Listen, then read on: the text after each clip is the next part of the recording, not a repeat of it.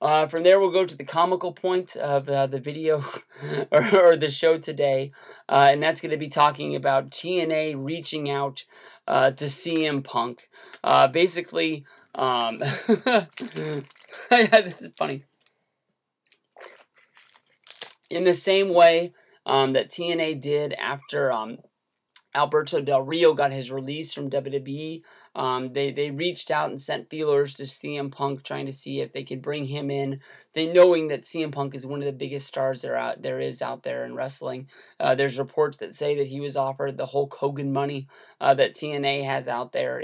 If there's anybody out there who's going to save TNA, honestly, it's going to be a name like CM Punk. CM Punk's a name that you could go to countless television, companies and say, we have this star, and they're going to fork over the money to put impact on their television show. CM Punk is a guy that you know is going to bring viewers in.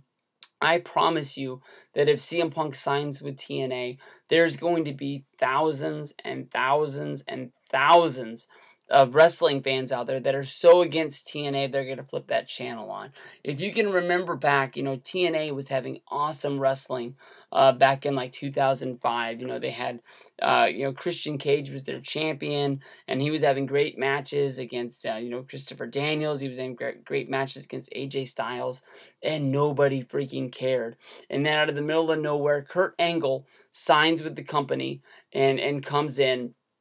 And that company changed so much overnight. You had the match with Kurt Angle going up against Samoa Joe, and that seemed like the best match that there was in wrestling at that point. That seemed like the build that they gave to the first Angle versus Joe match was bigger than anything that WWE did for WrestleMania at that point. And I know that at the time, basically they had the brand split where it was Raw and it was SmackDown, and then if you change the channel and you watch Spike, they had the TNA roster. And at that point, I honestly thought the TNA had the better roster of either show, knowing that if WWE, killed the brand split and merged together, they were better. But because they had to create two different rosters for two different shows, there was no way that, if TNA put all their ducks in a row, there was no way that they were going to be able to compete, roster for roster.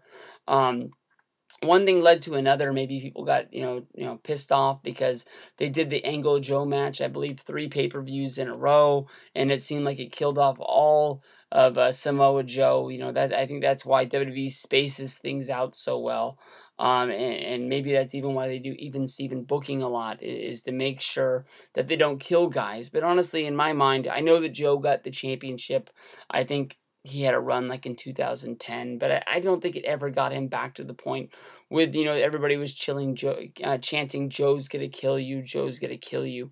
I think that was one of the biggest high points there ever was for TNA, and I don't think there's any chance in the world that CM Punk's going to go there, but I do think that he would listen to their offer, and I think the rumor is that he did turn them down.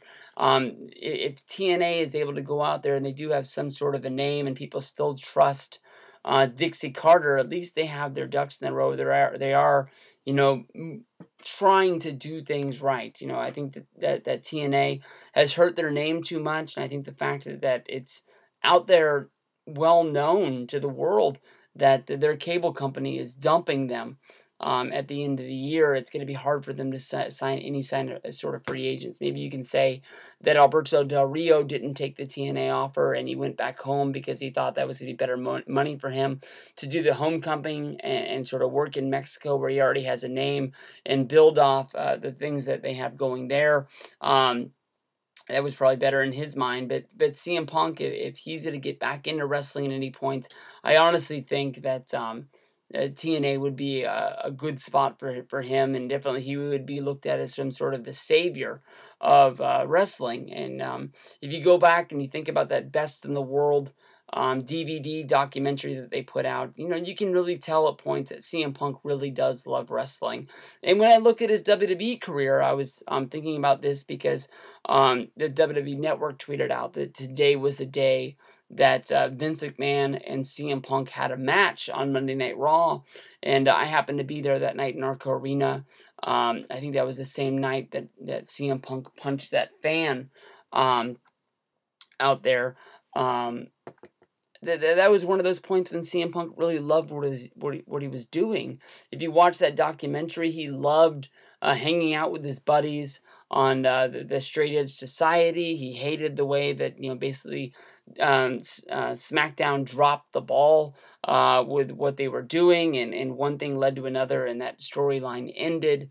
But I think when CM Punk came back to WWE, when he was on his title run, for those first, when he won the championship and he came back, those first few months, I think he was really having fun what he was doing. And then somewhere along the way, before he won the title back at Survivor Series, I think he started to sort of feel like it was work, feel like it was a job again. He sort of saw that he went as high as he could, and even though he won the championship at Survivor Series, and he was on that real long title run that lasted 464 days. I honestly can't think of it off the top of my mind, and I was going to look at my plaque on my wall, but I took it down when I hung the Daniel Bryan WrestleMania 31, so I wasn't able to cheat right there. But if those are the rumors, I don't think there's a chance in hell that CM Punk goes to TNA. It just honestly doesn't really make sense to me